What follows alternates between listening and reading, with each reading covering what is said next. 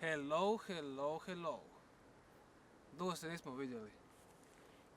Danas je već 8.11. 8. novembar i protekla 3 dana padala je dosta kiša. Izmenjivalo se jugo i bura i bilo je stvarno i hladno i sve. Međutim, evo, danas je stvarno taj sunčani, topli dan i odlučio sam da još jednom ove sezone prije nego što stvarno zahladi pokušam se malo prošetati šumom i možda ubrat pokoju gljivu. Zapravo vjerujem da je u Gorskom kotaru već odavno sezona završila. Vjerojatno i na Učki više nema gljiva i tako na tim visokim planinama. Ali mi smo ovdje recimo cirka nekih 150, 200, 250 metara nadmorske visine iznad Opatije. Evo tamo u daljini je Cres, Krk, Rijeka i tu dole je Opatija. Tako da mislim da u ovoj našoj egzotičnoj Opatiji koja je tako specifična sa svojom mikroklimom, još uvijek u ovim listopadnim šumama možemo pronaći neke gljive. Iako posebno sada ciljamo na lisičarke, mrke trube, prosenjake, a možda se i nađu koje pepeljaste lisičarke, a u sve to nije isključivo niti da se tu i tamo nađe još koji vrganj ili sunčanica, možda rujnica i tako, iako je njihovo vrijeme već lagano prošlo. I što sam htio reći, da, evo, još jedna značajka, osim što je sunčan dan i topal, cirka negdje oko 12, 15, 18 stupnjeva. Isto tako mjesec sada pada. Pa neki ljudi kažu da kad mjesec pada da onda gljive rastu. Iako neki drugi opet kažu da kad mjesec raste da gljive rastu, ali eto, meni se pokazalo jedno drugo točno. Nekad sam znao naći puno gljiva raznih vrsta i kad mjesec pada i kad mjesec raste. Tako da možda to uopće nije bitno, no vidjet ćemo. I uglavnom još jednom moram ponoviti kao i svaki put u tim svojim edukativnim, simpatično humorističnim videima što vam treba kad idete u šumu. To je jedne ovako malo bolje čizme po mogućnosti. Onda ovako malo vode, da imate vode kad hodate po 5, 6, 7, 8 sati po šumi, morate popiti malo vode.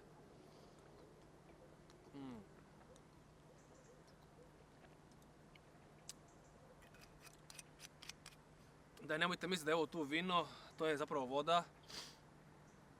Samo što ne volim skidati ove etikete i onda svi misle da je to vino, nije vino, voda je.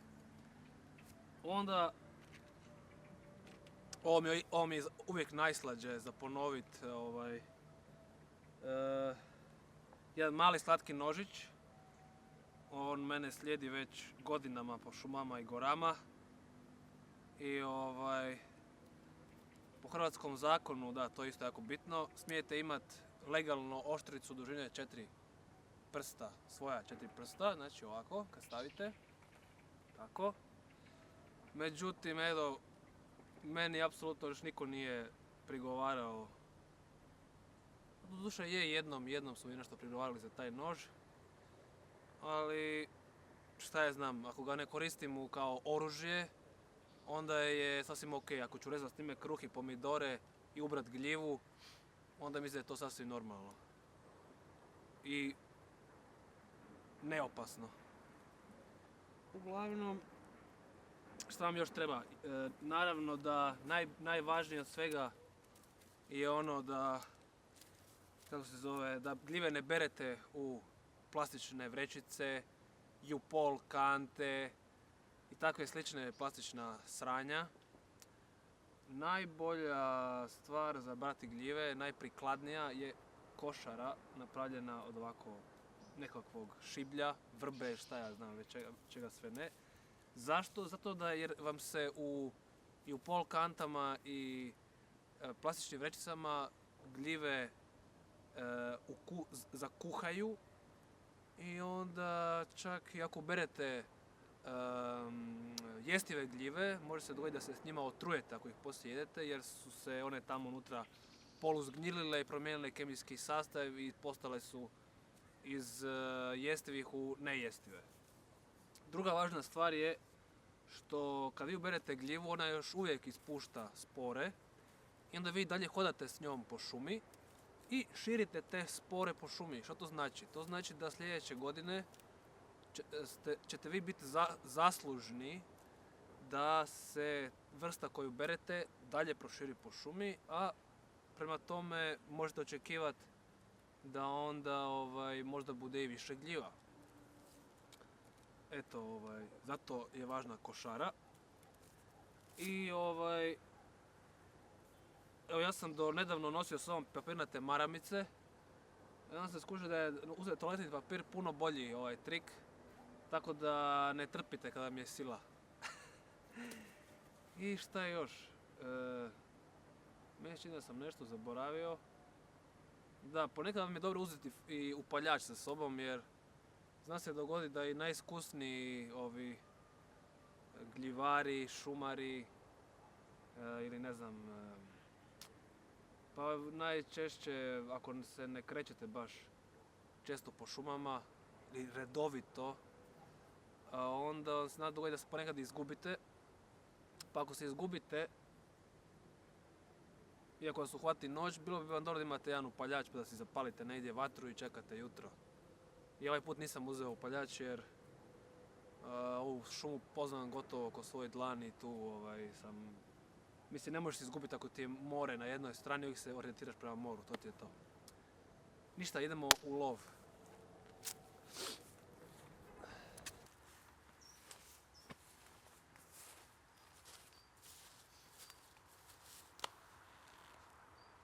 Ćao! Evo nakon malo dužeg hodanja i poprilično razočaravajuće situacije u šumi. Iako vidite da je još puno toga zeleno i to bi bio kao dobar znak da bi još trebalo biti gljiva. I nema ih baš puno, iako sam uočio neke vrste i jestive i nejestive. A zašto sam stao baš na ovom mjestu? Zato što sam sada ovdje konačno našao dvije jestive vrste. Jednu možete vidjeti ovdje, ovo je narančasti klobučić. Iz ove sad perspektive čini mi se da je to prosenjak, ali pokazat ću vam još detalje kako da točno prepoznate da je to prosenjak. I onda kad sam se malo spustio bliže zemlji sam našao i ovdje čini mi se mrke trube. O njima ću vam isto detaljnije pričat i izbliza. Međutim, mrke trube imaju jednu sličnu vrstu, a to je ta pepeljasta lisičarka. Pa ću vam poslije pokazati, ako nađem i koju pepeljastu lisičarku, i razlike između te dvije vrste. Ali nemate razloga za brigu jer jedna i druga vrsta su jestive i A klasa gljiva. To jest, jako su fine i ukusne i mogu se pripremati na razne načine, a mogu se i sušiti. Ali prije nego što uberemo ove dvije vrste ovdje i prije nego što vam počnem objašnjavati o njima, karakteristike njihove, zaboravio sam reći dvije stvari jako važne. Prva stvar je da jedno prvo i osnovno i najvažnije gljivarsko pravilo na koje ne smijete zaboraviti, to je ne diraj gljive koje ne poznaš. Šta to znači? To znači da, mislim, to je prvenstveno za vaše dobro, jer ako je neka gljiva koju ne poznaš otrovna i ti ju diraš rukama i poslije toga odeš jest, a nisi oprao ruke, možeš unest spore od te otrovne gljive i također se možeš potrovati. Druga stvar na koju se to pravilo odnosi je da mnogi ljudi po šumi šutaju gljive koje ne poznaju, neki šutaju i one koje poznaju. Pa to je jako jedna grozna stvar zapravo, jer ti ljudi nisu svjesni zadaće tih gljiva, poznavali ih oni ili ne. Stoga to pravilo je apsolutno pravilo, znači I doslovno, ne diraj gljive koje ne poznaš. Amen. I druga važna stvar koju sam zaboravio reći tamo na početku je da ja osobno svaki put kad odem u šumu, kad ulazim u šumu prije nego što krenem, se izrečem jednu molitvu koja meni osobno nešto znači, pa preporučam i vama da se prije odlaska u šumu pomolite na neki svoj način, ili ako ste već vjernici i idete u nekakvu, sljedbenik ste neke religije, vjere, onda se pomolite tom svom Bogu. Međutim, ne postoji vaš, njihov, moj ili tvoj Bog, jer je Bog samo jedan, a mi smo mu nadijelili na tisuće različitih imena i karakteristika i sposobnosti i moći. Zapravo on je samo jedan. A manifestira se u beskonačno mnogo oblika. Pa eto, da ne filozofiram dalje o tome i uz dužno poštovanje svih vaših vjera i uvjerenja, moja molitva je sljedeća. Dragi Bože, dopusti mi da oberem malo tvojih šumskih plodova za sebe i za neke druge ljude, a ja obećam da pritom neću uništavati, narušavati ovo savršenstvo koje si stvorio. Amen.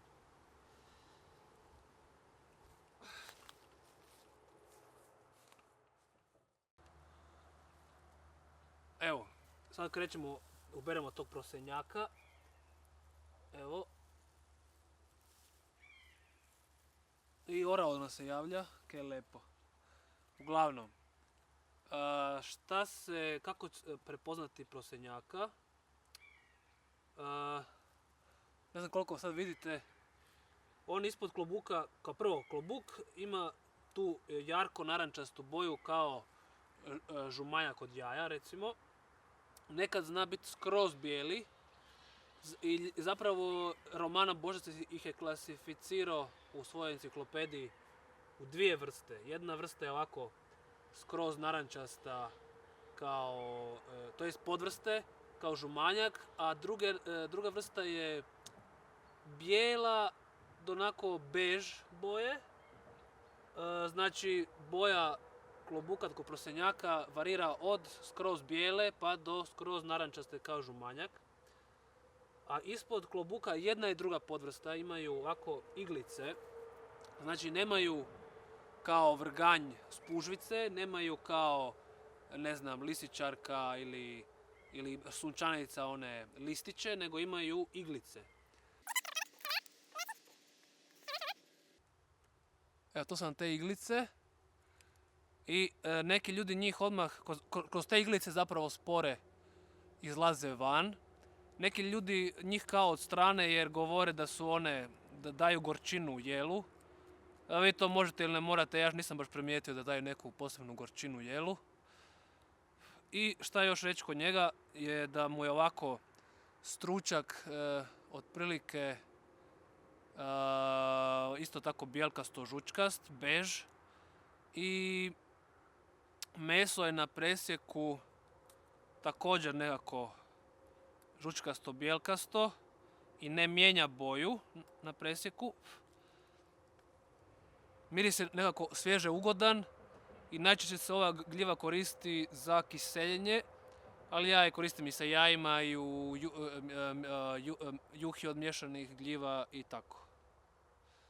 Evo, to je prosenjak i njega zapravo ne možete faliti jer nema otrovnog dvojnika. Znači, kad nađete prosenjak i kad utvrdite da su to sve te karakteristike koje sam malo prije objasnio, to je prosenjak i nema greške.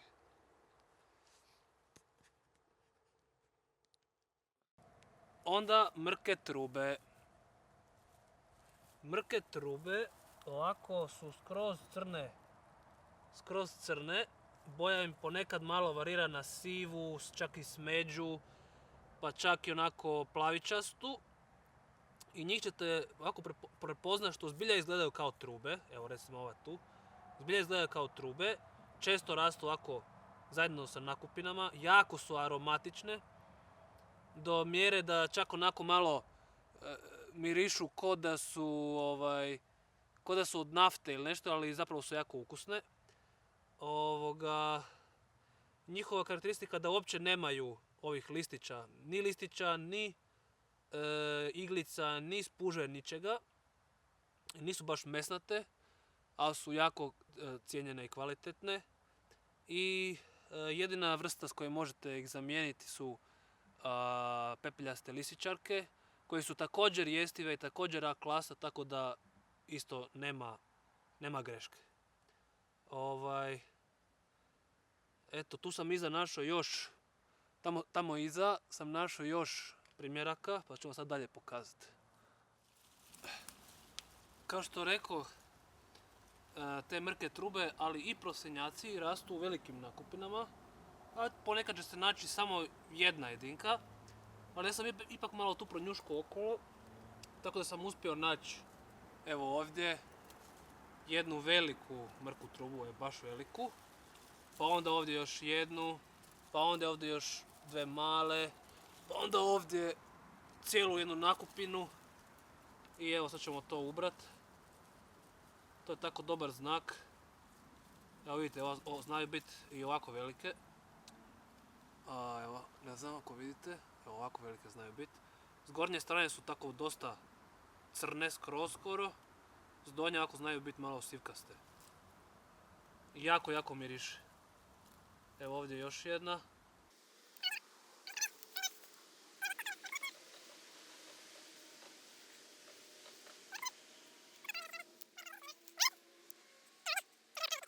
Recimo to je ta velika, ovo je stvarno veliki primjer. Tako sva je nekako zgužvana. I ja isto kod njih, kao i kod vrganja, uvijek kamo recimo, jedan dio te stapke odrežem,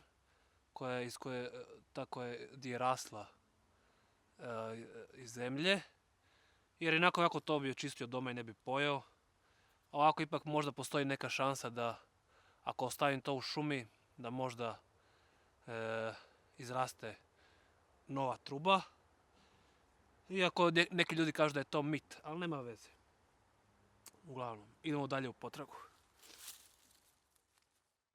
Eko, nakon opet malo podužeg hodanja i nemogućnosti pronalaska uopće više niti mrkih truba, niti prosenjaka, evo naišli smo na još jednu, vjerojatno posljednju lisičarku koja će izrasti u ovoj šumi. Evo pa da vam malo objasnim onda kako tu lisičarku prepoznati. Zapravo isto moram reći da i te mrke trube i lisičarke i prosenjaci vole rasti u tako mješovitim šumama listopadnim, poput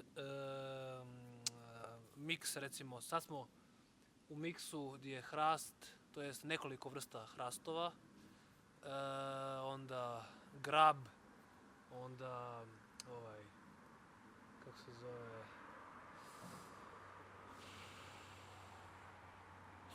zaboravio sam imena, ajme meni. Uglavnom primorska listopadna šuma, ali naćete ih i sa bukom i sa jelom, pogotovo lisičarke recimo. A to je jako rijetko da sam ih našao sa jelom, ali sa bukom isto vole rasti. I ono što sam malo prije spomenuo, da prosenjaci imaju te bijele i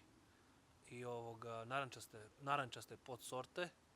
Tu bijelu ćete više naći u kontinentalnim šumama gdje je bukva, dok ovu narančastu ćete naći više u primorskim šumama gdje je hrast i mješovita šuma. Ali evo sad lisičarka također ima nekoliko podvrsta, ali nekako najpoznatija i najcijenjenija je baš upravo ova lisičarka. Šta je kod nje karakteristično? je da sa gornje strane je također kao žutanjak, jako slična boja kao kod prosjednjaka. Međutim, kod donje strane, čekajte da se približim pa će se to bolje skužit. Samo malo. Znači, sa donje strane ima listiće, za razliku od prosjenjaka. Imaju listiće, kao recimo sunčanica. Ali ovi listići su malo karakterističniji, jer oni, kao što vidite, prijanjaju uz stručak. Znači, to je jako bitna karakteristika, kako prepoznati lističarku.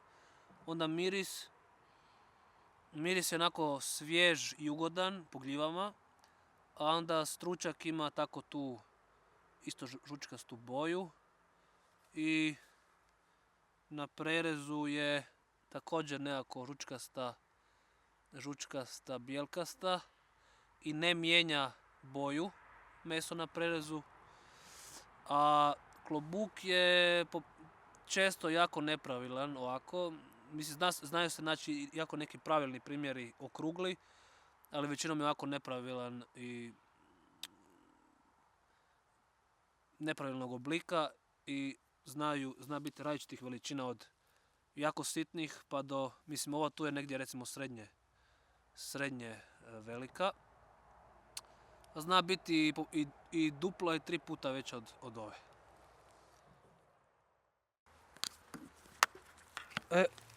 Zaboravio sam još reći nekih stvari o lisičarkama. Međutim, evo dok sam spremao kao da ću krenuti dalje kroz šumu, ovdje sam uočio još jedan primjer lisičarke. Jedva, skoro sam stao na njega. I htio sam reći da je to isto jedna karakteristika lisičarke, upravo da se jako voli skrivati pod lišćem. Zato je ponekad malo teže naći. Ali možete vidjeti baš na ovoj, isto raste često u skupinama velikim, kao i prosjenjak, kao i mrka truba.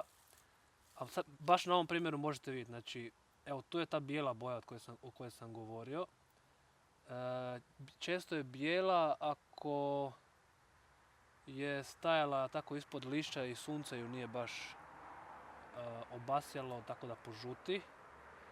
Ali na krku sam isto, mi se dogodilo da sam našao skroz bijele lisičarke koje su bile skroz na suncu. Tako da tu boju, znači, varira od bijele do te žumanjak boje narančaste. Eto.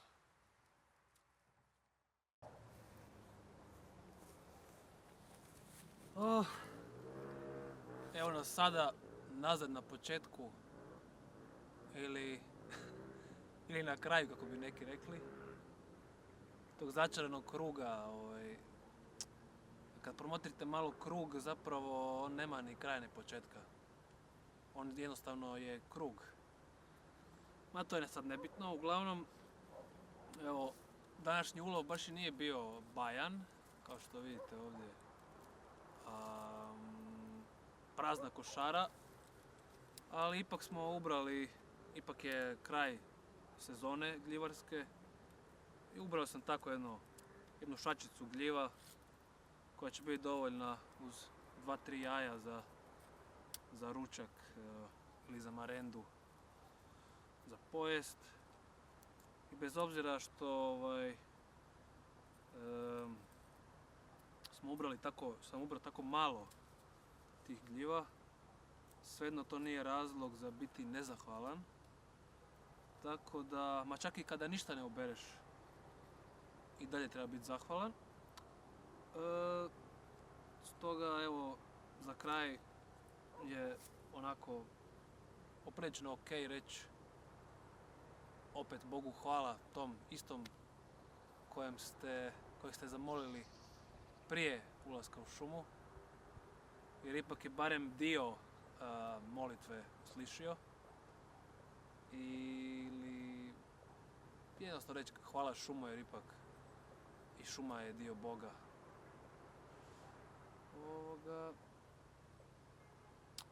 Ništa, vidimo se onda sljedeće sezone gljivarske.